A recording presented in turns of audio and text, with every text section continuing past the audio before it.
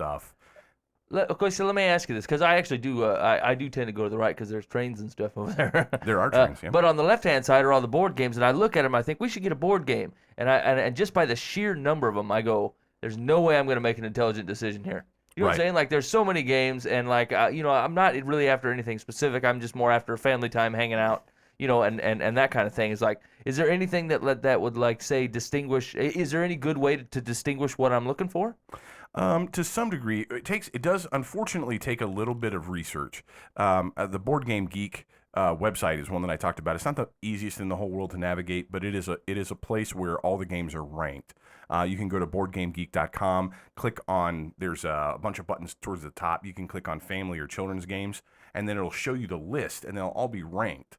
And the boardgamegeek.com community is people like me who love this stuff and have voted on, commented on, and all this kind of stuff. So those games are ranked. You can go there in children's game and see the top 10, top 20 games. Now, here's the really terrible thing about guys like you and me is our kids, you said 3, 6, and... Just 3 and 6, yeah. 3 and 6. So you and I have kids the same age. The challenge is that most games for kids our age are Candyland and Chutes and Ladders, which we all know blow. Right. By and large, they're not fun. Yeah. The kids like them okay, but they're not really learning much. By the way, I'll give you a cool hint. I did this with my daughter, and I highly recommend it. If you've played Candyland before, which seems monotonous and pointless. You draw a card and you just move whatever.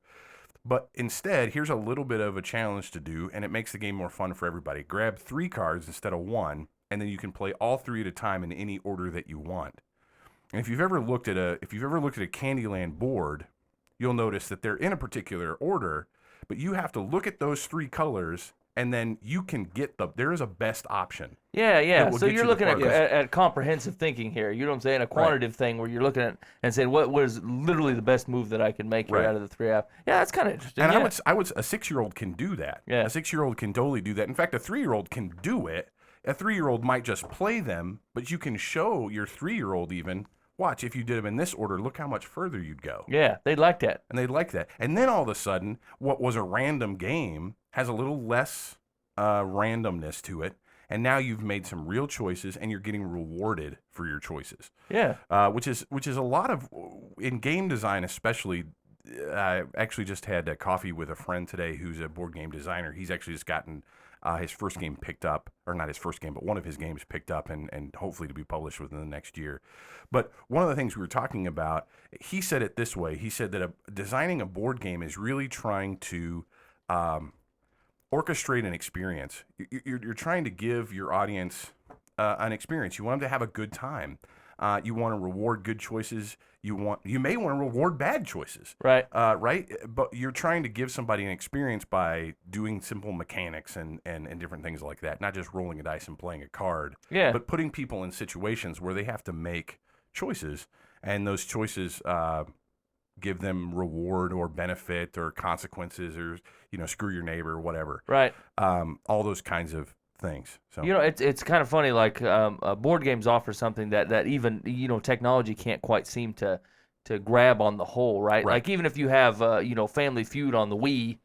For some reason, it's not the same as playing the marble game Aggravation with your grandma. Yeah. You know what I'm saying? It's just not quite the same, right? Like I can go back to that memory when I was a kid, and I thought it had to have been 2 or 3 in the morning, right? It was probably 10:30. Yeah, you know what I'm saying? But like I was 6 or whatever, and I was up late playing Aggravation with my old grandma.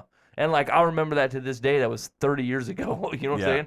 And so like I don't know. There's something about a board game that just does offer. I don't know. It almost seems like more of a stuck in memory than maybe like something that flashy technology can't seem to duplicate. You know what I'm saying? Yeah. Well, and the great thing about board games and what was so exciting about board games to me is let me give you kind of an interesting illustration. So one of my family's favorite games, which I would recommend, it's a bit pricey, but it's Carcassonne, which is the name of a real French city, and it's a tile placing game, and it's like building a puzzle. It's very simple. My daughter's 5 and she can do it. In fact, she wins because there's a decent amount of luck, and her strategy is a actual good strategy. But that game is, I won't go to the details too much, but you place tiles and you're building a city. You get points for building city, roads, farms, things like that. I won't go into it too deeply because the illustration is I love playing this game, but it has these physical components. It's different every time because the city looks different every time. The map looks different. You're building the board essentially. Yeah. And I love it. And my daughter, who's 5, and my wife, they love it. We've played it a ton. I just got it for Christmas. We play it just tons. Play it all the time. So my wife was like, oh, they have an app on the smartphone for it. I'll download the app. And I was just like, and the two of them all afternoon have been playing that thing. And they're like, you should play it. And I was like, this seems stupid to me. There's Rohloff on a swing in the backyard by himself. Why does no one want to play with me? I only do the Angry Birds. Exactly. Flappy Bird. Yeah. Flappy Bird. Oh, jeez. Well, and that's the thing about it is to me, it's not the game totally. It's kind of what you're talking about, Mike. Yeah. It's a sitting at a table with people, and it's real interaction. When we played our game, when we played Go Diving today, the interaction was what was funny. Yeah. The interaction, the moments that you have, they're shared moments. They're frustrating. They're funny. You said that you were frustrated a whole bunch. Come on, man, and we can all laugh with you. It would be weird if we all watched you play a video game and laughed when you got shot. That wouldn't seem as, fun. That would seem a little bizarre. I got stuck. You're listening to Live from the Path on livefromthepath.org, broadcasting from 10 to 11-ish. On livefromthepath.org, right? Here's the deal, the KTIA audience, we're glad to have you. It's probably Saturday night. We're going to cut you off, and we're going to have some show remaining over, which you can catch on the podcast. Ben, can they hook up with the podcast on the website? You sure can. You can subscribe to the podcast. There is just a little indicator, top right corner of the website, and say, hook me up with the podcast. You can also get it on Stitcher Radio or listen to it. There's a little I don't know, section of the website about halfway down on the right-hand side where you can just hit play and listen to last week's show if you want to catch the audio. Yeah. We're also talking, we're talking games today. We got a bunch of stuff going on in the studio, but we're also welcomed to the studio by Daniel Johnson. We haven't talked to you forever, man. What have you been up to? It's been forever. I haven't really been up to much since, when was the last time I was here? Oh, man, it's been about 6 months, isn't it? Was it July? Yeah. It was a little before July, before I had decided to hang it up. Yeah. So what's been going on in your life?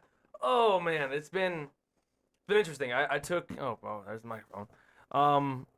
Last July I officially hung it up as the artist that I was, as Double J. I figured that part, excuse me, of my life was over. I figured that I had outgrown the persona that I created when I was 10. Because Double J was a creation like when I was like 10 or 11. Like, I'm going to be Double J. There was no really significance behind it. I just became it, and it kind of became my persona.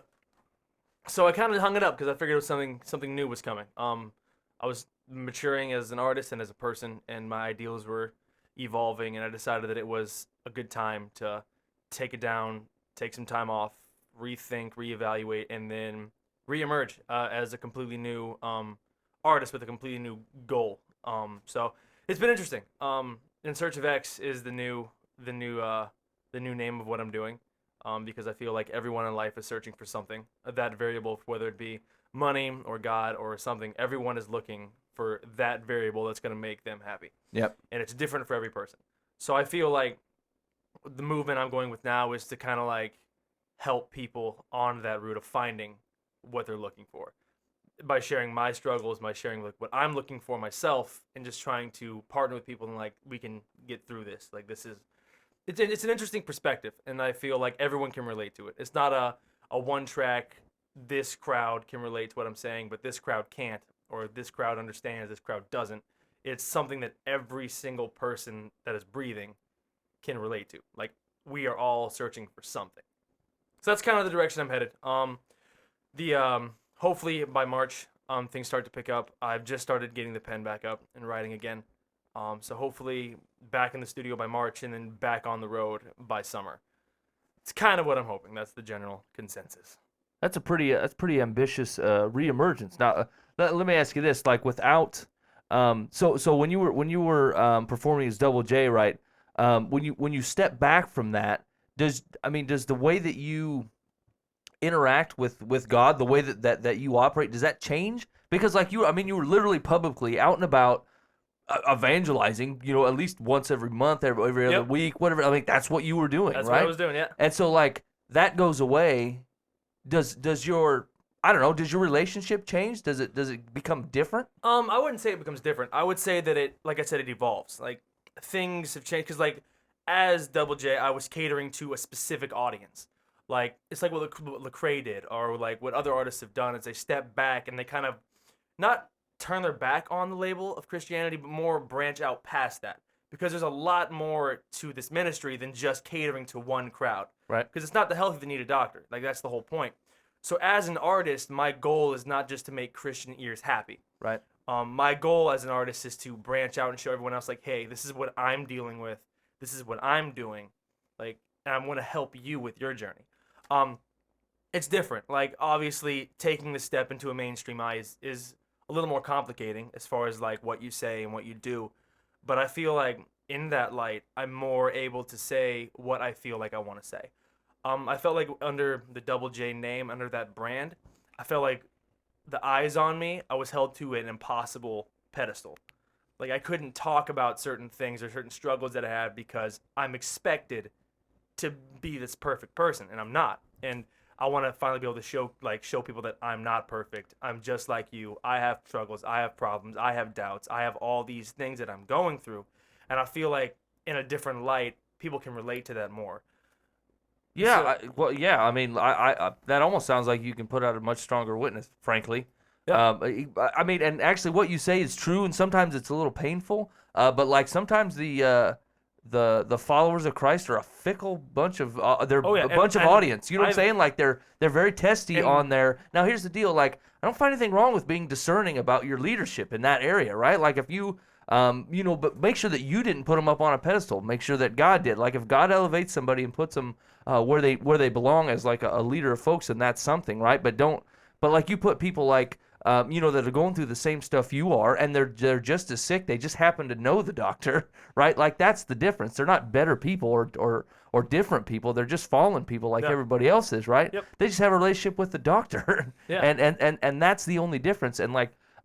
We talk about this a lot, but like especially in the entertainment industry, like the Christian audiences, they're fickle. You say one thing, especially, I mean, don't even get me started doctrinally. One small snippet of denominational infighting, and that's it. You're done. Pretty like much. you are not worth listening to. You're not. We can't even have a conversation. Yep. We're done now.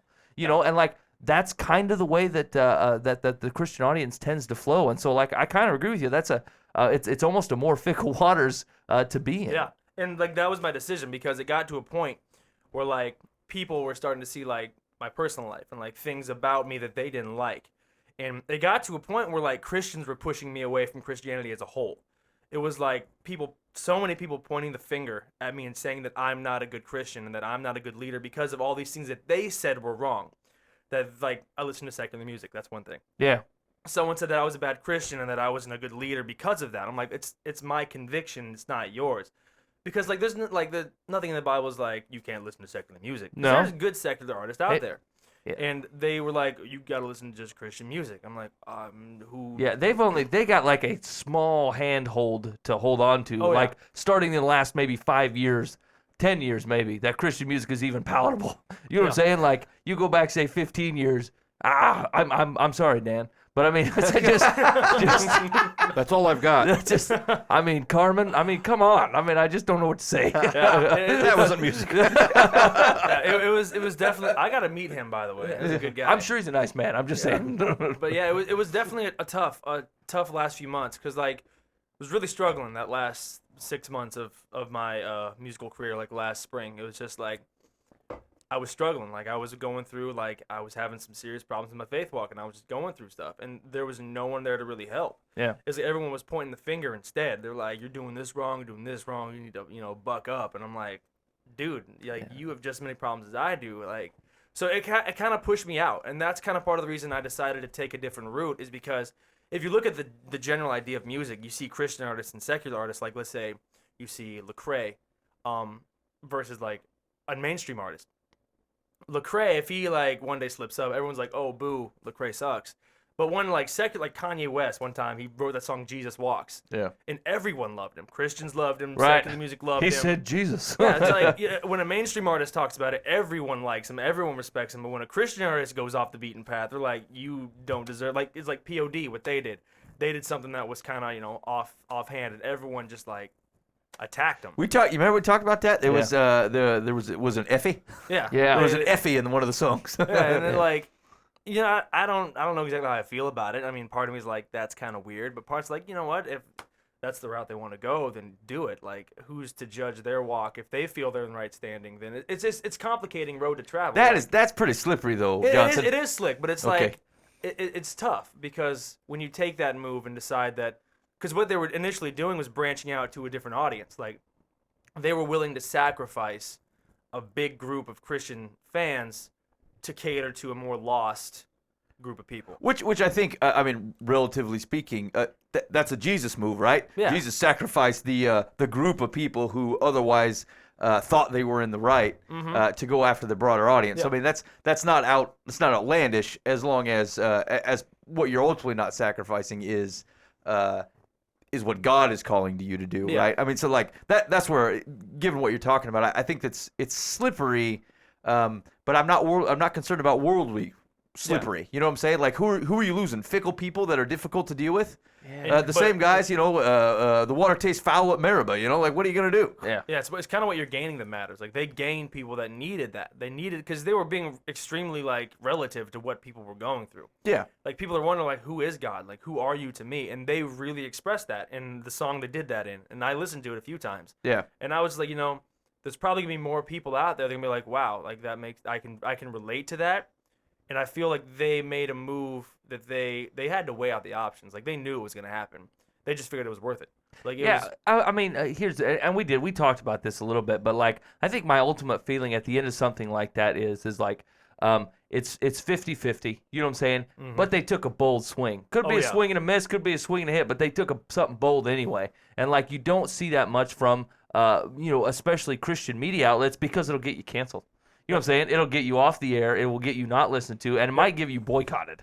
You know what I'm saying? Any type of bold move, even if it's within the confines of God's word, right? Like, if it doesn't meet mostly the more stringent, set of rules that most hold for a Christian artist, you're done. You know what I'm saying? Like, and if you go too far in the Christian community, it's not like you can start bouncing around. You know what I'm saying? Like, that was your niche. That's where your heart was. What do you do about that? Cast your heart out now and be done? And so I find that to be fickle. Rohloff, you're kind of in the Christian media business. Do you find any of that to be true? Well, you hit the nail on the head. It's a business, right? I mean, so you're trying to sell records to a particular market and to a particular audience. So a lot of times that's the struggle that I think any Christian artist has to deal with. That you've got expectations placed upon you, and I don't know what to say. It's a sad thing, and really it started back in the 80s when Christian music Those were the became days. back when Christian music became a thing, right? Before Christian music became a thing, Christian artists were just sold alongside everybody else. When Bob Dylan was a Christian, before he was there was no Christian artists. Right. When he made Slow Train Comin', there wasn't a Christian bookstore you could go buy his record. The Byrds. What are some? I'm trying to think of other guys. Kansas, the singer of Kansas. These are other groups that had Christians in them that just made records. They just made albums. They made music. It was when the label was stuck on it. Yep. And then it had to become something else. And I think what Daniel mentioned is really great. We do a disservice to anyone when we lift them up and say, "You're now my leader." I'll get on something that I think you guys probably talked about before. The Duck Dynasty thing was a bunch of crap. Yeah. I'm sorry. People that, and maybe you guys all did. I don't know. But are we allowed to say crap on Christian radio? It's your radio station, Rohloff. Do what you do. We'll bleep that later. But anyway, I mean, a lot of really good intended people backed Phil Robertson for his quote-unquote stand for the Bible. And I got a lot of flack on Facebook because I made a comment because the Westboro Baptists online started supporting Phil Robertson. And I said, okay, Westboro Baptists are with you guys. Let's all stand together and hug. I said, let me be clear. I don't stand with Phil Robertson. Well, that was the straw that broke the camel's back. Everybody had to have an opinion about that. Well, the reason why I don't stand with Phil Robertson is because the guy's not my leader, man. You know, I don't care what Phil Robertson does on a Tuesday. Why do I care if he gets in a magazine and says that the Bible says that homosexuality is wrong? What do I care what Phil Robertson does? Why do I have to go to bat for that guy? Because 2 weeks from now, or 5 weeks from now, or a year from now, we find out he's some pedophile freak. It was a sham. He was all lying anyway, right? How do we know that's not going to happen? Why am I going to stick my neck out and back up this guy who I don't know from Adam? I don't know him at all. And here's the other thing that I would say is not only that, but, and this was kind of my comment at the end of my post on Facebook, is the world is watching. The world is, this is Phil Robertson, this isn't necessarily about Daniel, but the world is watching. The world says, who's God? What is God like? And the Christian gets on the radio, on the Facebook, on the TV, on the whatever, and I'll tell you what he's like. He hates those fags. That's who he is. Is that who we want to be? Is that who Jesus is? Are we portraying Jesus in an appropriate light when we're backing a guy who the world just hears being a bigot? Let's be honest. Phil Robertson said two things that got him in trouble. One, he said the thing about the homosexuality. The other thing was he made a wildly ignorant comment about the treatment of black people in the South in the 60s. Okay? Two ignorant statements. Why am I going to stand with that guy and say this is the rallying cry? Yeah, well, I mean, is that the thing? And is that to Daniel's point? Is culture so remiss of any amount of Jesus that the smallest amount of Jesus we grab onto and stand behind like it's the whole? You know what I'm saying? Like he quoted close to some Bible verses, may have misportrayed the heart of God quite a bit, right? But quoted the Bible verse accurately, right? Correct? Yeah, I think you quoted it accurately. Yeah, he quoted it accurately. Same thing with almost that Kanye story, right? Like Kanye makes one song with the word Jesus in it, and now everyone wants to kind of get behind him because he mentioned Jesus, right? Even the smallest amount, whether it's the entire story or not. The essay was in that song. Yeah, it was. It was. That's what I'm saying. Like they were so thirsty to grab onto something and support it under a Jesus banner. But it's the same folks who aren't going to bat for Jesus. You know what I'm saying? It's strange. I mean, I find it crazy. It's like Jay-Z mentions, "Oh, I love Jesus." Everyone's like, "Oh, I love Jay-Z now." Yeah. But one Christian artist kind of does, he's caught in public smoking, and everyone's gonna kill him. It doesn't make any sense to me whatsoever. Michael W. Smoker. It's weird because it's like they hold Christians to a pedestal so high that nobody can reach it. Like no Christian artist can meet that. But secular artists are like, they say one thing about God, and everyone's like, "Oh, sweet, they're Christian. Let's love them." It's like it just doesn't make sense. It's the fallibility of man worship. I mean, right? That's to me. That's your broad point, right? Yeah, that's my broad point. We're doing what Israel has always done. The people of God have always wanted a king. We wanted a pretty. We wanted a handsome. We want somebody to rule over us. We are unsatisfied with Jesus. I mean, the bottom point is that we don't want Jesus. We want anything but Jesus. Give us Phil Robertson. Give us Bob Dylan. Give us whoever it is, but not Jesus. Please, not Jesus, because he confronts me. He screws with my life. He makes my life difficult. I don't like the guy. He asks me to do stuff I don't want to do. He asks me to like people I don't want to like. And shoot, you know what? When was the last time he came by? That's right. And when you put all your faith in a fallible man, when he falls, it's okay when you fall too. Right. Well, there's that. Yeah. I mean, that's just it's kind of the way that works, right? Like if I put all my stake in the human, and I can say, well, look, he has struggles, so I accept mine, which is not necessarily a bad thing. But I'm not letting Christ redeem them. I'm just accepting them and being like, well, everybody does this, that's kind of the thing. Yep. And so that's just frankly, it turns out to be cowardly, is what it turns out to be. And that's just the reason I wanted to get out. It's just like I don't want to be that person that they look up to, because I'm like I'm not perfect, not even close. So I just want to do what I love. I just want to make music, and I want to not lead anyone, but walk alongside the people that listen. They're like, okay, he has struggles, so do I. Let's do this. And that's just kind of the whole idea. It's just being an artist that's with the people, not like someone who's gonna put himself on a pedestal. Like, look at me, I'm awesome. I'm just trying to think. So kind of what's going in my head though is correct me here, but what it sounds like is I'd like to be in an industry where it's more okay to fail, But maybe here's why I'm thinking this. It's more where it's more okay, where it's more realistic. Like you're living in a real world Yeah, it's not when like you're not in a Christian bucket. it's nice to be in it because I don't have to pretend. I'm Yeah. finally living in. I finally get to live in a world or like where I'm making music and doing what I love, but I don't have to put on these fronts like when people come talk to me at a show, like, oh man, I'm struggling, like, oh man, you just need to buck up. And when I'm going through the same thing, I can be more honest. Like, I understand. Like, I'm there. Okay. And this is what I'm trying to do, and I'll just try to help them. Like, that's what my music's gonna be all about, is like finding what is gonna complete you.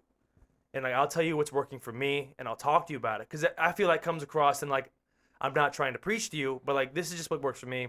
I'm rapping about, I'm talking about stuff that we're both facing. This is how I'm dealing with it, how are you dealing with it. Let's talk about it. Yeah. Let's have more of a friendly, realistic conversation about it instead of you're looking up to me to preach to you and be that person. Instead of leading you, I'm just conversing with you. Well, and a lot of times, especially in that in the genre they're talking about, if you're in a Christian genre, it's not like you're not flipping a lot of those guys.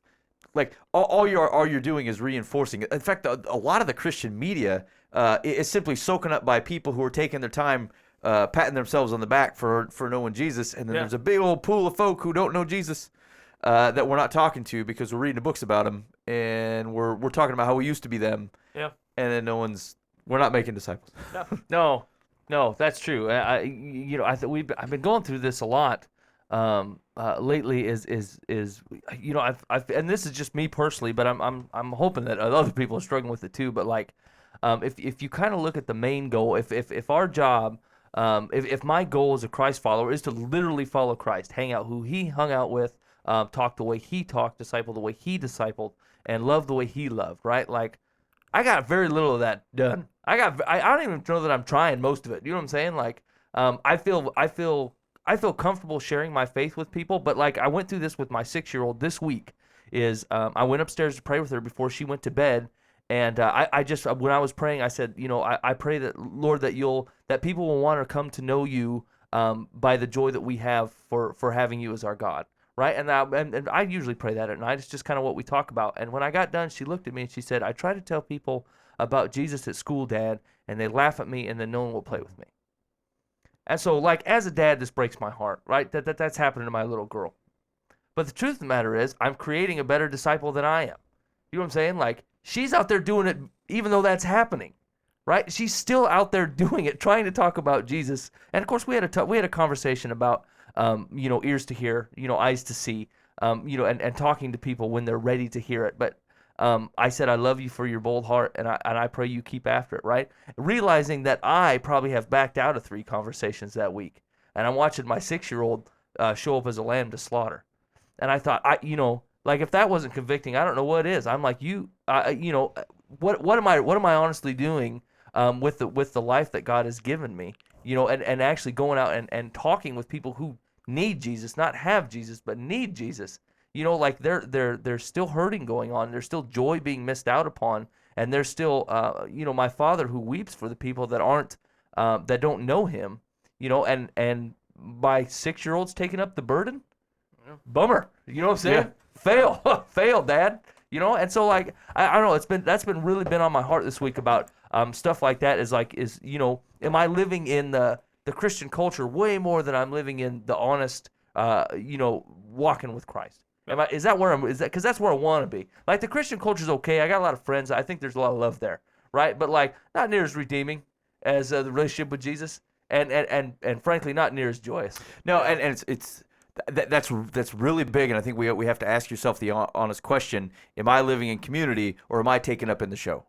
You know what I'm saying? Like, am I sitting there and am I talking Bible? Like we talk Bible. I love this. I love this show. I come here on a Monday night. We talk Jesus with guys that I love, and we got community going on talking about that kind of stuff. That's not me buying the 3 fresh books with a guy holding his chin on it and sitting down with my book club. It's not that people can't get redemption out of that. It's not that the book's good or not, and it's not that you can't have community going on. But like there is a standard that I think has been kind of filtered through in the Christian community that makes it the show, which is, hey, we only buy CDs from this section. And we have to support him because it came out and it's in this section. It needs to be bought.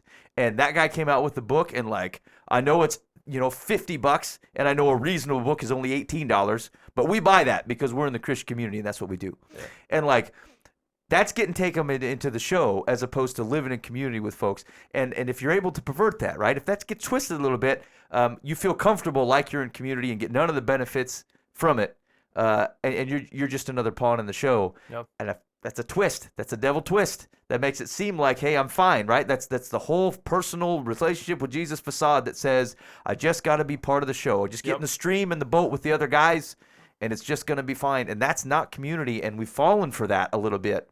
And none of those things on their own, I think, are inherently wrong. But I think how we use them is wrong. How we will just get caught up in one thing and support a certain thing. And it's not because we love Jesus. It's because we're caught up in an identity that is not the Christian identity that we've been given. It's a Christian identity that's been manufactured. And actually, my wife and I were talking about this today because she was, what was she doing? She was talking about, the guy from Mumford & Sons was talking about that he doesn't do, he doesn't associate with the Christian label. Like he says, he's got a relationship with God. I don't know where it's at. But he's like, there's too much baggage in the Christian label. And Bono had said something very similar to that. And my wife and I were talking, and she's like, what are your thoughts on that? And I said, well, I get it. I do understand where they're coming from. But like, Paul identified as a Christian. You tell me there wasn't baggage when he's like, Christians? You might be a little bit pansy about what you consider baggage. Second of all, like, just because someone else perverted that identity doesn't mean that's not the right identity. I would more pursue that we're living that correctly, and I'm pursuing Jesus with everything I have. So some guys, I get it now. That's little Christ. I get it. Guy trying to be Christ. And it makes you think. I heard this somewhere. It was a guy talking about the one of the commandments that do not take the Lord's name in vain. And we've totally dwindled that down, right? Because we're like, don't use his name in a foul language, right? Don't curse with God's name in it. When we become God's children, we take on his name. We are God's. We are God's children, right? He's being known as God's people. You're taking on his name. What does it look like when I take on his name in vain? That's different. Have I in my life taken his name in vain? Is my life as one of God's people living in vain? That's way different than did I hit my thumb with a hammer and use his name? Like, thinking about that differently, I don't know. I like that changed how that made way more sense to me, by the way. I'm still having to check that out to see whether that, Dan, what do you think? I think it's kind of both, honestly. I'm not saying you should be using his name when you hit your thumb. But right. But I think you're right. It's pretty narrow when we're saying, you just make sure you use his name, in a friendly way. I mean, you're right. We bear his name and how we act. That it matters. Among unbelievers, yeah. Exactly. Credits or discredits his name. Yeah. Exactly. And a lot of I think that the stuff that we talk about when we're talking about how that's used is are we pursuing hands out or fingers out? I mean, are we giving the bird or are we extending a hand? Are we looking to help people with redemption, or are we looking to crucify them with Jesus? And I think that's the broad problem. I don't think there's any issue at all with finding if Mike's got something going on in his life to be like, Mike, you know that ain't right. Yeah. You know that ain't right. But the difference is like, I'm seeking redemption, right? Like, Jesus is offering it. You're living in a way that's separating you from him. And who the heck would want to do that? Yeah. As opposed to, hey, Mike, you suck. Yeah. You best be better or I will be upset with you. I've been writing Phil stuff Robinson, down. who gives a crap? Yeah. Who cares what I think? Yeah. I don't know, man. I just feel a problem with that. It comes like people who think certain things are wrong. Like, there are some things that people are like, I think it's wrong. And if I think it's wrong, then it must be wrong. Yeah, like that's the listening problem. to secular music. It's like, I don't think that's wrong. My personal belief is I don't think listening to secular music is bad. Yeah. Someone else might completely think that's just the worst thing in the world. And then they try to play that, hey, you need to fix yourself role. And But then that's it's like, we have an agreed upon standard. exactly. That's why I love the Bible for marital counseling. Like, either you pick like a counselor who you agree holds the standard, who will help you negotiate, or you say, hey, we both agree on this deal. Like, if that's your standard, then you have a way to negotiate what's right and wrong, right? Yeah. And there's areas where people will bicker and fight about it. But like a lot of the times when that's coming from, like we have a bar. We have a bar, no more, no less. That's what it is. This is what Jesus kind of laid out. This is what what the Holy Spirit has inspired. Let's work within that. Yeah, and here's the thing, like as being part of Christ Church for a while now, right? I'm slowly learning to have. I had a lot of disdain for more religious type folks. You know what I'm saying? Threw extra rules in there. I thought, well, that's a bit stringent. I'm just not seeing where you're coming from. It's not really biblical what you're saying, And I had way more grace for the guy that was sitting in the gutter than I did with the guy who claimed to be part of Christ Church. Mostly because I'm like, you should know the difference than to act the way that you're acting, right? But they're still fallen people, and they're still in a fallen world, and like they're doing the same thing on the other side of the gray line. You know what I'm saying? And I think it's not too much to ask to have the same grace for that guy. He's disobeying God. He's just doing it a different way. You like the way this guy does it because his redemption looks better. You know what I'm saying? Like the guy that's mired in a bunch of dirty sin. His redemption looks cleaner. This guy over here on the Pride channel, like that's the same. He's in the same boat, man. And most of the time I cut my grace off for that guy. Yeah, like I gotta have grace for that man. You know what I'm saying? He's fallen away. From a joy producing life that glorifies God, right? And he's ended himself up in a bitter, unrepentant lifestyle. Same guy, right? And so like I know it's easy to jump on the bandwagon and point at the church and say they're religious and they act this way, and I agree they're irritating. But like we're the same people, right? Yeah. Like I sometimes I take my grace away for this man. That's true. So like in the example, right? I might have more grace for the meth head than I do for the secular music guy. Exactly. Because I look at the meth head, I'm like, he's obviously way off the hilter. Jesus will redeem. Right. Things will be great, And then and the secular music guy, I'm like, that guy shouldn't freaking know better. You pious, prideful jerk. Yeah. And you're right, both in the same spot. Same guy. Both grace. Same guy. I don't want to have grace for the secular guy. I know, they're irritating. Religious people they're just really irritating, but like, that grace comes down for everybody. You know what I'm saying? Like it's the same. And so, and I'm not good at that, right? Yeah. I'm not good at that part. But I tell you what, it's a hard line to toe. You know what I'm saying? Especially because it just is, because you're surrounded by a lot of them, and after a while, when you get the right heart on it, looking at people in Christ Church will break your heart just as fast as looking at somebody out. You know what I'm saying? You're like, I hear what you're saying. You can recite the prayer and you can show up, but man, your life just lacks joy. I feel like you don't know what you're missing. A little repentance and a little getting serious will go a long way here. But you're listening to Live from the Path. Hey, before we got a cut on our KTIA broadcast, so when do you expect people to be able to buy this Go Diving, Rohloff? When can we pick it up?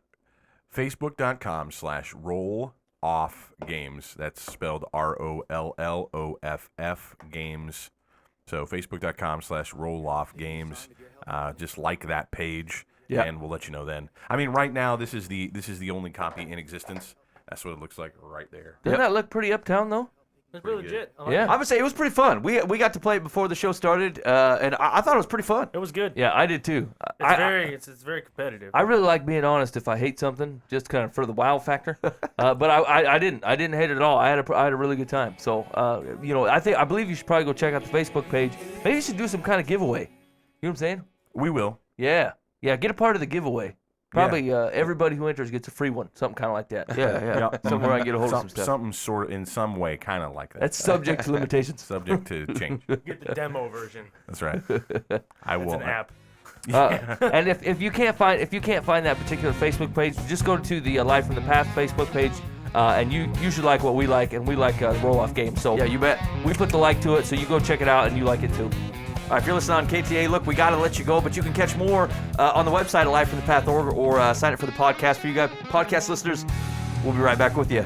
Thanks for listening to Live from the Path.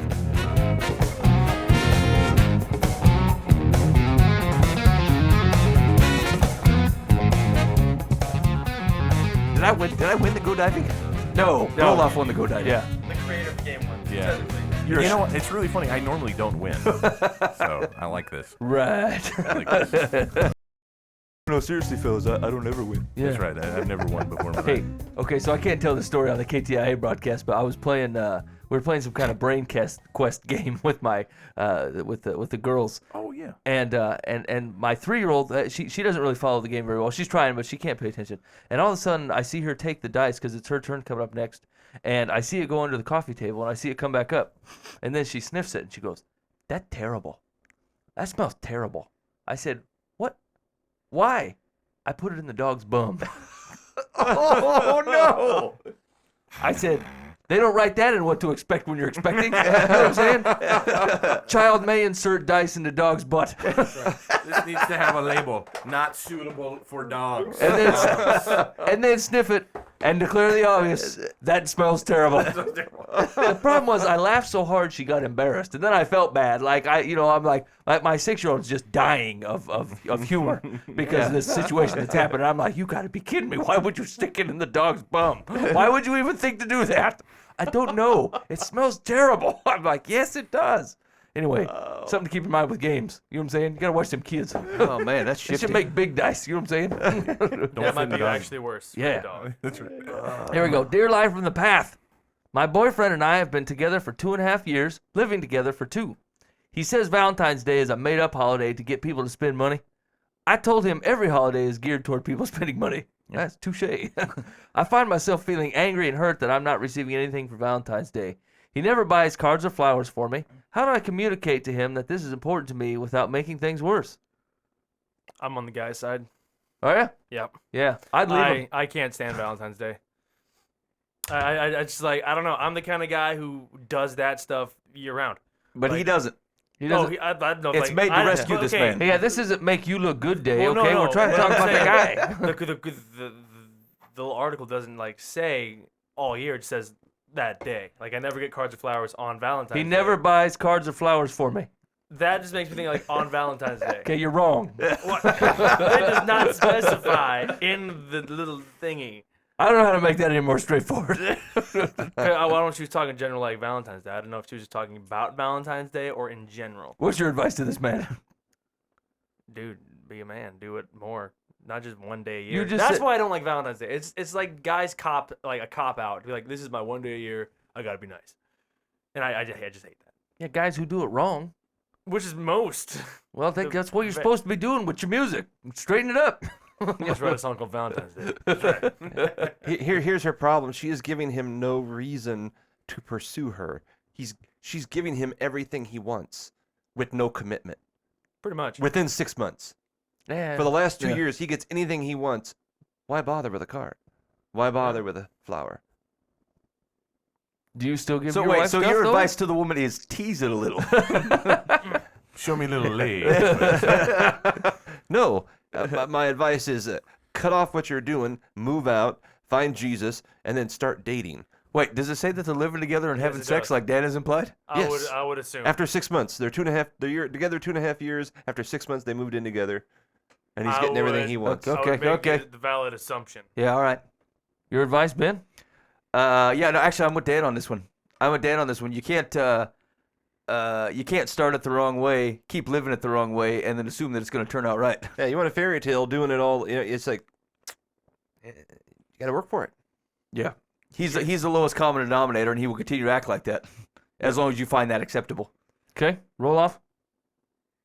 There's a great book by Dr. Gary Chapman called 5 Love Languages.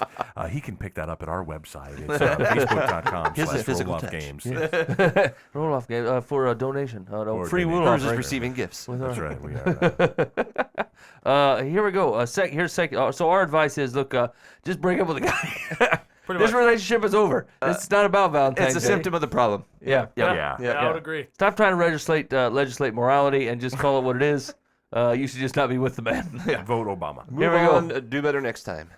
Secular's advice is, your boyfriend may be cheap, but he also has a point.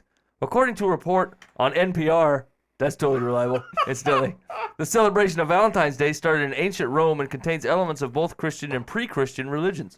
Pre-Christian religions, prior to the Lord making the world. In the 3rd century AD, 2 men named Valentine were executed by the Emperor Claudius II in different years on February 14th. And a few hundred years later, a pope, Gelasius I, combined St. Valentine's Day with Lupercalia, a fertility feast, to replace the pagan ritual. Research this online if you wish, because I found it fascinating. The holiday didn't become... thanks for the Wikipedia quote. Is there advice in here? Okay, that said, allow me to point out that there are a few things more unpleasant than feeling forced to give someone a gift. If you have already discussed this with your boyfriend and he's still resistant, then instead of focusing on what you're not getting out of this relationship, try focusing on what you are getting. It may help you feel less deprived. Lower the bar. That's how you handle it. Actually, that's how I got my last 3 raises at work. That's awesome. Let's not talk about how crappy you're paying me. Let's talk about how much I enjoy free coffee. By the way, keep your money. My family is fine. Here we go. Dear Life from the Path. Okay. I have an extremely bright 7-year-old daughter, Amy, from a previous marriage. Her biological father, Jake, and I separated when she was an infant. He lives across the country, so while we shared custody, Amy usually saw him only once a year. For a while, I called him Dad when talking about him to her, but when it became apparent that he wasn't going to be involved in her life, and because I was going to be remarried, we switched to using his first name. My current husband formally adopted Amy last year, and she couldn't have been happier. Now there's a baby sister, and Amy's overjoyed. Recently, though, Amy has started asking me why Jake never visits and when she's going to see him again. I don't know what to tell her. I feel it would be crushing to her to say that Jake isn't interested in her anymore, but I also don't want to lie to her. How do you tell a 7-year-old she should just forget her biological father because he's never going to be there for her? Bam. Wow. You want my honest opinion? Yeah. You just be honest. Like, I mean, you don't have to, there's going to be, punches going to be thrown. You don't have to put everything, you don't have to haymaker it. You know what I'm saying? But, I mean, she going to feel it. Her dad's a turd. You know, like. That feels like something, yeah. Yeah, I mean, you know, I mean, don't make her think that her feelings are disingenuous. You know what I'm saying? Like, don't make her feel like she's feeling something that's not the way that she should be feeling. You know, like, it's true. Her dad is across the country, and you know, he's choosing not to be here. And like, I don't know what to say to that. Like, that's what's happening. And so, like, any form of flowering that up, she's 7 years old. I think I'd tell my 6-year-old that if that was the case. Like, I mean, the more honest you are with your kids, the better. And I like, you know, you don't have to go into every sort of detail of what happened, but like, you know, I think you be as honest as you possibly can. Hudson? I agree. I think you have to be honest. You know, at her level, tell her what's going on and what's going on with the relationship, and that's a toughie. How do you tell someone your own father is not interested? So like, can you guys give me an example of what you might say? Okay. So same situation, right? Like, we'll call it my ex-wife. She moved out to California. She hasn't said, we haven't seen her in 6 years. Yeah. Okay. And the daughter asks, you know, why doesn't mommy come around? Sure. Boy, I'd use a lot of flowery language because Well, she's a girl. let's have it. You can't just tell this woman, yeah, you know, tell the truth. Okay. Boy, that's a good question. I don't know exactly what I'd say. When I was 11, my mom just told me, well, we went to the custody hearing, and your dad said, I don't want them, you take them. And so I figured, well, I guess I'm with mom. I suppose that's pretty straightforward. That was pretty straightforward. It was like, I mean, that wasn't shocking either. Can you ask just honestly, why doesn't dad call? I don't know, sweetheart. I don't. Yeah. Your dad. I can't imagine loving you anymore. Yeah. So I don't know. I hope you're able to talk to him about that one day. Yeah. I don't know where your dad's heart's at. I don't know what's going on in his life. All I know is that you're loved here, and you know, whatever I can do to help you, you know, get in touch with your father, I will. I mean, what else do you say? Like, it's just the honest truth. Let's pray for your dad, and let's hope that someday he has a change of heart. But right now, he's busy with work. He's just not in a place. His life is occupied. Yeah. You know, and he's just not here. I mean, what are you gonna do? Try to make the guy not look like a jerk? He's a jerk. Yeah, I mean, you can't help that. You know what I'm saying? Like, you don't have to call him a jerk, but you can set up the blocks so they spell jerk. You know what I'm saying? Like, it's just, I mean, it's just kind of the deal. Well, you know, I've always explained to our children in settings that not everybody loves Jesus. You know, I mean, not everybody's going to follow Jesus. Not everybody's going to live his way, and you can't do anything about that other than tell them about Jesus, and that's just life. And they say, but Dad, I told them about Jesus. Now they won't play with me. Yeah, and it's like, crap. well, Man, that's rough. I've had that same conversation, and it is. I know, and you're sitting there thinking, well, man, you don't want to have him back off, but at the same time, you got tell them reality. Reality is some people just won't like you Yeah, and like I mean, you know, because of Jesus. Is it the entire first grade? Isn't there one? I'm praying that night. I'm like, Lord, isn't there one person who loves you in that class? Then you say, let's Nobody? read Jeremiah. Yeah, seriously, you know. I got the weeping prophet daughter in there causing a bunch of trouble during study. Oh, for heaven's sakes. Bringing her own sack lunch. You know what I'm saying? Like she doesn't do anything, right? Rohloff, what do you think? Man, that's a terribly tough situation. Yeah, I think honesty is the best policy. We had at our old church, we had a family who was foster family, or the foster parents. They had lots of kids that were in the foster system, and they adopted one girl, and they told her that you know, we're your parents, and she turned 18, found out that they were lying to her, and it all went to crap. Yeah. And the funny thing was that the foster parents, their response, this is what was hilarious. Their response was, "Well, see, this is why you don't tell them." How ignorant can you be? No, this is exactly why you do tell them. Yeah. Because you can't, you have lied to them now. And that girl went back to go live with that terrible family. They didn't want her around. They didn't want her when she showed up. But she was like, at least these people are honest with me. Right. So- they honestly gave me up, and they Right. honestly don't like me, but, you know, At it's least honest. they're telling me the truth. Yeah. I think there's something to be said for honesty. And you gotta, I mean, it's not an easy subject. It's never going to be an easy subject. And I think, you know, we talk about Jesus a lot, but this is one of those places where the gospel comes in really handy. You know, we have been adopted into Christ. And this girl, she's 7. We of course don't know her family situation, but she has an adoptive father. We can celebrate that.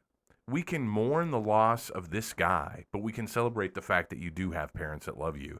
And that doesn't make flowery language. That's equally true. Yeah. You know, we can't, yeah. So, Well, and I mean, look at for any scriptural example where you soften the blow of something that's true. You know what I'm saying? Anywhere. God's always fairly blunt. He always directs his prophets to be fairly blunt. Jesus was way blunt. You know what I'm saying? Like, there's no, that's a societal, it's a cultural thing. You know what I'm saying? Like, attempting to spare, you know, the truth, like by shading it a different color. do your kids ever watch Arthur, Yeah. the yeah. TV show? No joke. My daughter was watching Arthur the other day. And they have, you know, sometimes on Arthur, they'll cut to, like it's a PBS thing, they'll cut to real kids and they'll talk about the issue or whatever, kind of on some of those shows. Sometimes they do that. Yeah. Anyway, and this was an Arthur episode, and they were talking about good times to lie. Good times to lie. You look good. Like I told Ben that he looked good. That's a bold-faced lie. The man's Yeah, hideous. yeah, it is. Any mirror will tell you different than that. No, but you know what I mean? I mean, what have we come to as a culture that we really want to teach people the difference between a white lie and a real lie? Right, the art of manipulating the truth. Because it truly is an art. It's the whole thing that Daniel was talking about, right? Like it's the whole facade. Oh, yeah. We live a life of façadery. And as opposed to like cleaning that up, making your life way more simple by not doing that, we're trying to figure out how you do it correctly. No, and here's the here's the truth of the matter. Like I have a very close relationship with a young man, and like he cannot tell the truth for nothing. Even when he's trying to be honest, it's still 50%. It's still not dead honest. You know, it's not everything. It's more honest than he was, but it's not total honesty. You know, and like, you know, you just look at it and you go, you know, it's really so freeing to be that honest. You know what I'm saying? You got a problem with looking at ladies? Tell them you got a problem with looking at ladies. You got a problem with telling lies? Tell them you got a problem with telling lies. You stealing crap? Are you hosing it up at work? Are you showing up an hour late and leaving an hour early? Are you stealing money from people? You know what I'm saying? Like, tell somebody that stuff. Why you gotta tell my business on the old, Yeah. on the net? Is your name Ben Foose? This might be you. Yeah. Are you ugly to boot? Yeah. Jesus loves you. He's it. You know what I'm saying? Just to do what he says. Well, I like illustrations. I was a foster parent too in Texas, and we had 2 little kids for 2 years in our house before they went back to their biological family. And one of the interesting things is Kimberly is her name. She came to us when she was 2, left when she was about 4. Holy cow, those are developmental years, right? Wow, yeah. But when a kid comes to you when they're that little, And they have been bounced around all over the place their whole life at this point, all two of their years of life. They have no one to protect them. It's really interesting how she behaved. When she first came to live with us, she was the life of the party. Whenever we would go over to my family's house, like my parents' house or my sister's house, she would always crack the joke. She would be the life of the party. And one of the things I noticed when she was being the life of the party was she was always relatively distant from everyone. She didn't want to come and sit and cuddle. She didn't want to be picked up. She'd always make a joke and make you laugh, because if you're busy laughing, you're not getting that close to her. It was about 2 years into it, just shortly before she left us, or not, yeah, that's a selfish way of saying it, before she went back to her family. Yeah. We, same thing, walked into my sister's house, and all of my family was there to welcome us into the front, like they normally do. And this time, Kimmy did something she'd never done before. She hid behind me. And this was she had known these people for 2 years. Yeah. But for the first time in those 2 years, she had someone that was protecting her. She didn't have that for 2 years. Right. And I think one of the scariest things in the whole world is to feel alone. We lie and we put on airs and we put these masks on, whether it be the Christian bubble or whatever it is, because we're freaking scared. We're scared to death. If anybody would actually know me, this could all end in tears. And the gospel is, and one of my wife's favorite things in Song of Solomon is his banner over me is love. We need that, don't we? We need, women especially need that, but even men, we all need that. We need someone to say, this one's mine. I love this one. This one's okay. I got you. And that's really scary for people who don't have that. And part of what we need to hear in the gospel is that adoption process. That what we get is we get union with the God of heaven and earth, and he's got that. He covers us, and not just washes our sins away, but he's got our back. What is it, John, 1 John? Perfect love casts out fear, because there's no fear in judgment. In the love of God, there's no fear of judgment. I don't have to be afraid. I don't have to lie. I don't have to make up stories. I don't have to do this and that. Right. I'm embraced by a God who ought to crush me. That would be right, but he doesn't. I find it. I've sometimes I struggle with that a lot with what he ought to do and what he chooses to do. I find him disingenuous. You know what I'm saying? Sometimes I find the Lord disingenuous because I know he ought to crush me and he chooses not to, and I don't understand that. I don't understand grace like that. You know what I'm saying? I don't know people that act like that. I don't know that I've witnessed that physically on the earth. You know what I'm saying? You know what's really funny, and I'm going to take that as a correction on that phrase. And here's why. In the beginning, God created the heavens and the earth, right? Genesis 1:1. We just had a really crazy long debate about it, right? And what did he say about creation? He said it was good, didn't he? And he said that Mike Foose was good. He said that Dan, that's Dan, that's Daniel. I don't know. They're playing toe tickles. What's going on over there? They're tickling each other or something. Daniel's having some personal issues. He may have bumped his head after dropping his phone. I dropped it. I went to pick it up and. There's like 2 people that saw that. That's pretty embarrassing for you. But I think one of the things that we and I'm a Reformed guy, I'm Presbyterian, Calvinist, all that kind of stuff. One of the things that Reformed guys tend to emphasize a whole lot is what they call worm theology, right? Amazing grace saved a wretch like me. The wretch theology, that we're filthy, rotten, wretched, terrible, awful sinners, and what God should do is destroy us because we are bags of feces, right? Do you like you can't say feces on? Well, actually, we're out. Go ahead. Yeah. Should I say the S word? It's probably more fun. Internet only. Do We what like you to gotta think do. of ourselves as more as used tampons. Yes, like used Paul tampons. said. So, Yes. That is more luxurious. Thanks, filthy Dan. rags. That's Isaiah, Dan. But when we do that, I think, when we say that, I think we get to Mike's point, the Yeah. disingenuous idea that, well, God should crush us, but then he doesn't. Well, that doesn't make a whole lot of sense. But here's the thing that I think we often miss, and I'm going to take, like I said, what you said as correction to me. God said you are good. And that's why he's saving you, because you are good and you are worthy of saving, and all creation is worthy of saving, and that's why he's saving you, right? Because you are good. The problem is you rebel against that which is good. God has called you to be good, and you've rebelled against that good, destroying and damning yourself, right? You talk about living a joy-filled life. You choose the path of most destruction. You're not being a good human being. You're being a really bad human being. And as such, you're destroying yourself, and God has created a system by which you are destroyed. Yeah. I mean, I suppose that's essentially it. Like, it's just that I think it's just the difference of like I can explain the grace of Jesus Christ, and I can understand that it's there. But like in reality, sometimes I find it hard to accept, right? Because I can get burned a lot of times. The 10th time, I'm probably just about done. You know what I'm saying? Christ's love doesn't work like that, right? And like, I've felt that kind of redemption, but I just don't know that I trust it. I'm saying that I'm wrong in that, right? Like, it's hard to trust a God that great. You know what I'm saying? It's hard to trust a God that behaves that way. Because I've never known love like that apart from His. He's one of a kind. You know what I'm saying? Like, there's only one being that acts like Him. Right. There's only one being that loves like Him, and so it's not like you get used to it. It's not like it happens a lot. You know what I'm saying? Right. It's very singular, and it's very intense, and there's only one, and so it just makes it. You know, when you see two of something, it just you trust that there was a process, a pattern, something happened, and it was looked over that two happened. You know what I'm saying? But like, when there's just one, it's an anomaly. It's a weirdness, and you're like, I'm not really sure how that came about. You know what I'm saying? 2 giraffes is regular. 1 giraffe with 2 heads, weird. You know what I'm saying? And you're like, I just don't understand that. No, it's all right. Just to clarify, the grace of Jesus is like a giraffe with 2 heads. That's right. Yes. You didn't see it coming, but it's awesome. I like that. That's a T-shirt right there. And it was I'd wear created it. for you. All right. What did we get secular's advice on that? No, go ahead. Yeah. Wait, Oh, that was I'm that's afraid the of daughter. that. Yeah. Okay, here we go. By all means, please don't tell her. You wouldn't want to hurt her self-esteem. She's a very fragile little girl, and sorry.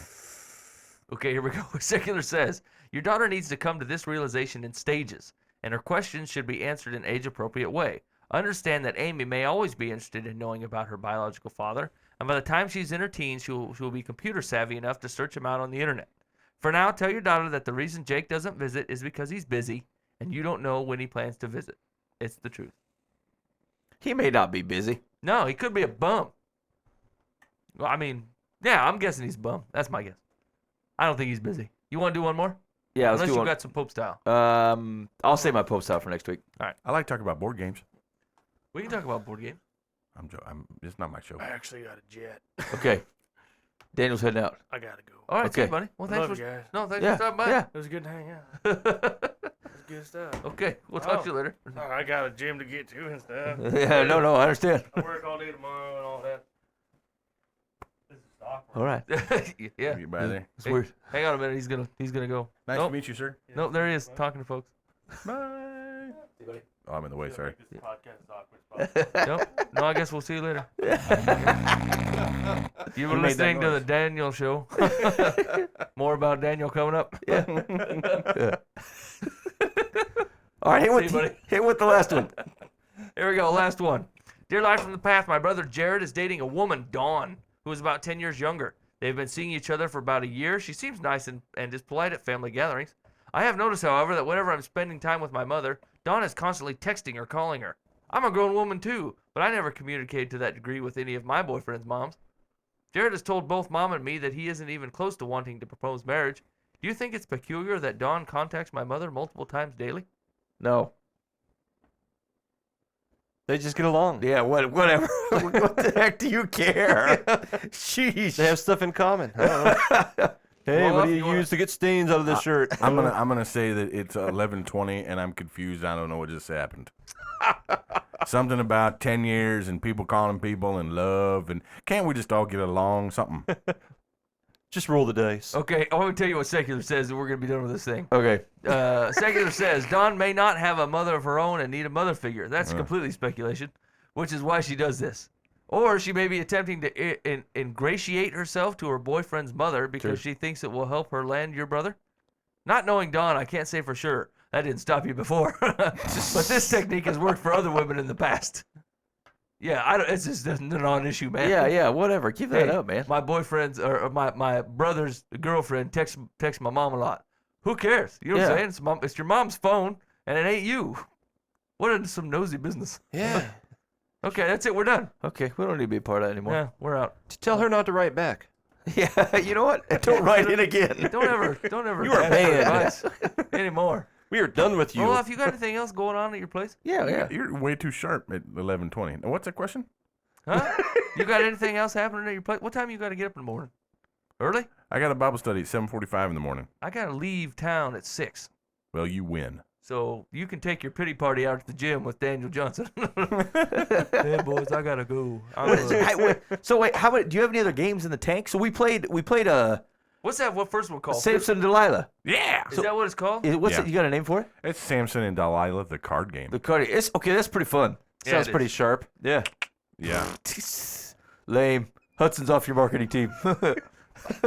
Oh, sharp. I get it. Man, I'm not awake. All right, here we go. I do. Jeez, Rohloff. I mean, well, you're not 80. You know what I'm saying? You had a full strength soda before you came in here. It's What's true. the deal? I'm not tired. It's just like the brain ain't firing real quick. You guys live at a much higher pace than I do. In the city. I've heard that before. Yeah, I ain't from this big city. So wait, do you have any other games in the tank? Anything you might be able to tease a little bit? Yes, I currently in this building right now have 4 games. I've got Go Diving that is essentially done. It's still not completely done. In fact, I would say, for full disclosure, I think when we were playing, Yeah. when you could turn in the non-assigned animals Yeah. in any group, that ain't no good. No, it's 'Cause gotta be. You know why? Because you know what happened, right?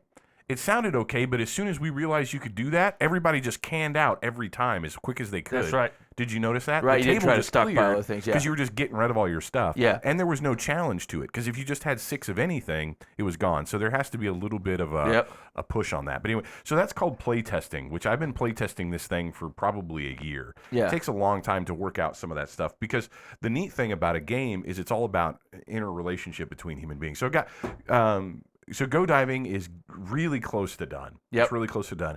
I've got another game that was inspired by the movie Nim's Island, but of course I'm not going to try to print a licensed property like that. Yeah.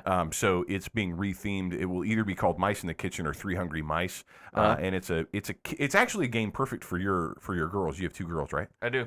Be perfect for your girls, and I can show it to you. And I'm going to be printing that one. That one's pretty much done. It's a memory adventure game. Where you're on, the Nim's Island one.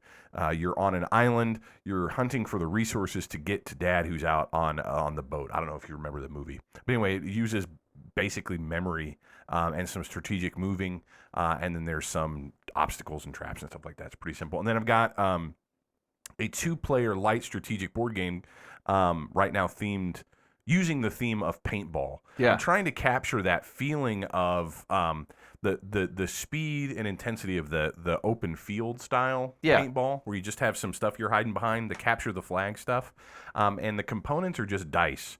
I have to show it to I you. feel It's like kinda that's a interesting. tough row to hoe there.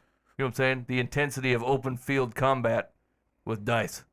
Well, right. I mean, there's a. I mean, I like your ambition, Rohloff. I'm just saying. I what I mean. Unless I throw a dice at a guy. Right in a tabletop game. Right. Yeah. I mean, there's obviously some limitations. Although there is a game that was made by some guys in Germany called Street Paintball that's actually really fun, and you actually have colored balls on the table that you chunk at each other. Oh, sweet. It's kind of fun. But so that's the other one. I've got another game. That is back here in development called Legal Limit. No, it's not about drinking. It's actually about fishing. The idea, it's another set collection style game, kind Yeah. of like Go Diving. But the idea is we're all fishing on a lake, but we've only got certain fishing licenses. And those are kept secretive. And So Yeah. I'm trying to catch as many fish as I possibly can, but I've only got fishing licenses for certain things. And there's a DNR character that kind of can come around and bust you and Yeah. stuff like that. Okay, I really like the sound of that one. And there's bribing the DNR. You can bribe the DNR guy. If that goes well, he just goes away. If it doesn't go well, it doesn't go well. Yeah. So Legal Limit's another card game that I'm working on, and that's it at the moment. Sounds pretty cool. I'd probably buy 3 of those games. Yeah. I don't know about your paintball with dice. That's I'd have to see it. I'm gonna have to see I'll this keep my in mind action. open.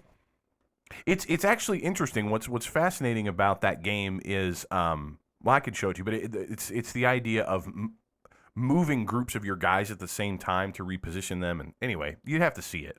Yeah. It's I've just a- kind of made my mind up, Rohloff. I feel like I don't like it. That's good. You shouldn't like it.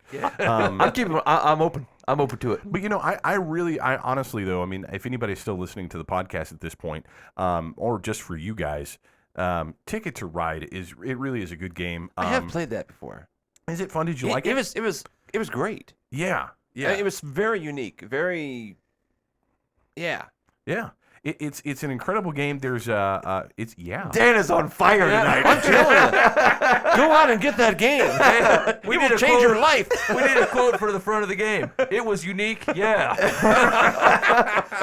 Pastor Dan Hudson. no, but Ticket Gifted to with Ride word. is fantastic. Yeah, I highly recommend that game. Settlers of Catan is it came out in 1993 and is called Settlers of Catan. It has self-proclaimed the monopoly of our generation. Really? It is. It's so much fun. You know what? One of the neat things about Monopoly is the bartering and the bargaining. Yeah. Hey, I got this property over here for this. Settlers of Catan is basically that system, right? What you have is you've got this island. We don't have to talk about this on the air. But anyway, I'm like, wait a second. People spent good, hard-earned money downloading this sucker. Yeah. So, but anyway, Settlers of Catan, that's a really great game where you're trading resources. But man, that is a boatload of fun right there. You know, we might have Rohloff come in every once in a while and be our game guy. You know what I'm saying? Tell us what to be doing. Here's the deal. There's something very wholesome and awesome about sitting down and playing games with folks. Ain't no doubt. And I hate it. But I really like it when I eventually do it. We have friends that we get together with, and they're always like, "Let's play a game," and then inside I'm going, "It's like the fingers on a chalkboard." Yeah. Let's play a game. But every time we do it, I'm like, we leave, and I'm going, "Why don't we ever play games?" Yeah, that was Exactly. fun. Yeah. That really was fun. You know what I attribute that though to, and this is in the board game world that we call it Ameritrash. A lot of the game we all ask what was our favorite games, right? Yeah. Sorry, Monopoly, Life. We call those Ameritrash, and what I mean by that is there's not much to it. I mean, honestly, think about it. Monopoly is just Candyland for grown-ups. Yeah. There is some. Why is it? Yeah, no, it ain't. No. Well, okay. There's more going on. There's more going on than just Candyland. But think about how little you can really control. You can't control where you land, and since you can't control where you land, you can't control what you buy. And since you can't control what you buy, the only thing you've got in that game is trading resources or trading the deal with the hand that you were dealt. Yeah. Right. But there's better ways. There's more fun, interactive ways where you can shorten the game. The problem with Monopoly is nobody wants to play Monopoly because it doesn't end. That's what people who lose say. But but Monopoly. point. But I would say though, if you can't know that Monopoly is going to end in an hour, it's a little daunting. Right? Well, that's true. You have to set a day apart. Usually an evening. You know, we're Right. starting at 5. It could be 10. And that's one game. Whereas if you got together with some friends and you played Go Diving, you could play Ticket to Ride, you could play Settlers of Catan, you could play a card game, you could play some dice stuff. You could play more games in that amount of time and have different kinds of experiences. And one of those experiences could be the best experience from Monopoly. Yeah. But the thing is, there's nothing wrong with Monopoly. It's not a bad game. It's still a great game. But there are just better games. I mean, Monopoly's been around for a long time. So is Game the does- Bible. Right, but none of these board games aren't infallible, though. So I have a legitimate board game question for you, but I didn't think it was appropriate earlier because the radio broadcast people probably wouldn't care. yeah, You I were am interested in describing buying your careers copy, though. By the way. you were describing the whole game idea. You make choices, you're rewarded for your choices, and there's competition, and you want to win and blah, the whole thing. And I was thinking, so do they sell many games, board games, like in communist countries where their system's not set up that way? I mean, that kind of good like question, feeds Dan. into America. Yeah, Dan, it's that like- would have been an excellent question. Well, I to was ask. thinking they'd be like, "Oh, your politics." And I just, No, that's a. What They would be- probably look at that gaming differently. yeah, I I'm mean, trying to it's think, just let's they see, probably don't get it. Well, Germany's not a communist country. There's a lot of tabletop gaming in Germany. What are the big China, right? Yeah, China. China produces a lot of board games for us. I'm trying to think if they play many, but I think the answer is yeah, because the reality is we make choices every day. So it does. I mean, even though you can't make capitalistic choices, you can make. There's a lot of agricultural games, a lot of what they call Euro games or European style So games. it's a different twist. Yeah, Because it's- see, what drives us in our games is I want to win. I want to crush my family in Right. Monopoly. Right. Well, think about. Okay. Well, think about. I'm glad you came, Grandma Millie. I'm gonna take you Yeah, down. you could drive that car of despair home. But think about you've played Ticket to Ride. Now I don't know if you've just played Ticket to Ride once, but Ticket to Ride is a good example of the kind of game where it's a classic Euro game because what you're doing is you're trying to accomplish your set of goals. Mike's trying to accomplish his set of goals. I'm trying to accomplish my set of goals. The competition is who can get their goals done the best and the quickest. And where competition lies is in the natural working out of there's only so many rail lines to be used. Mm-hmm.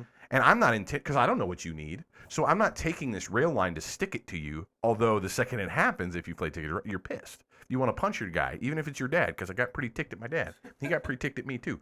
But that's what happens, and it's the joy of it. Most European-style games are like that. What you're trying to do is usually somewhat self-contained, and the competition comes up in a more casual way, kind of like that.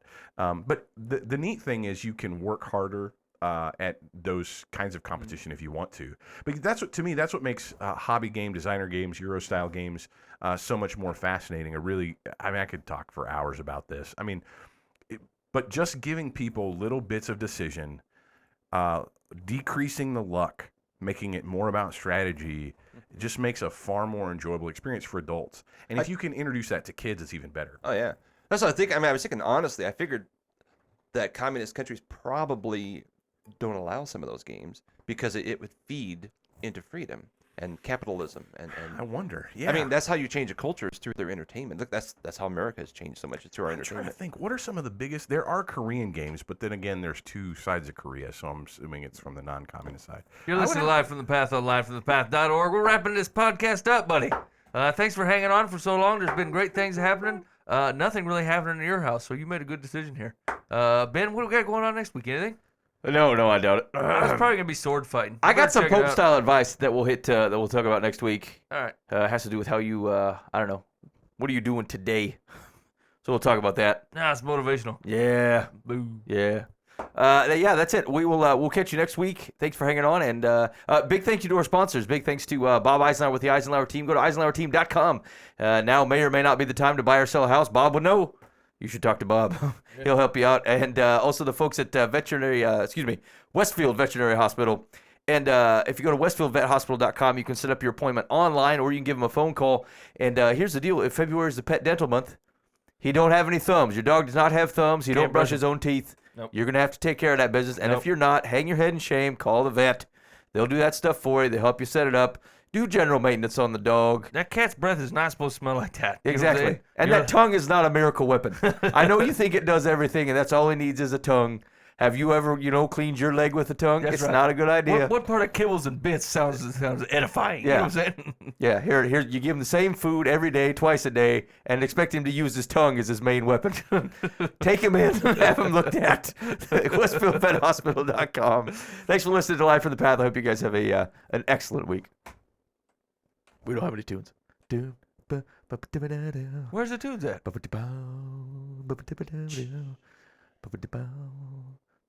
What is that?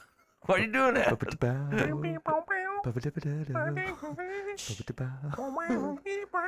And we're out. What is that? What's happening here?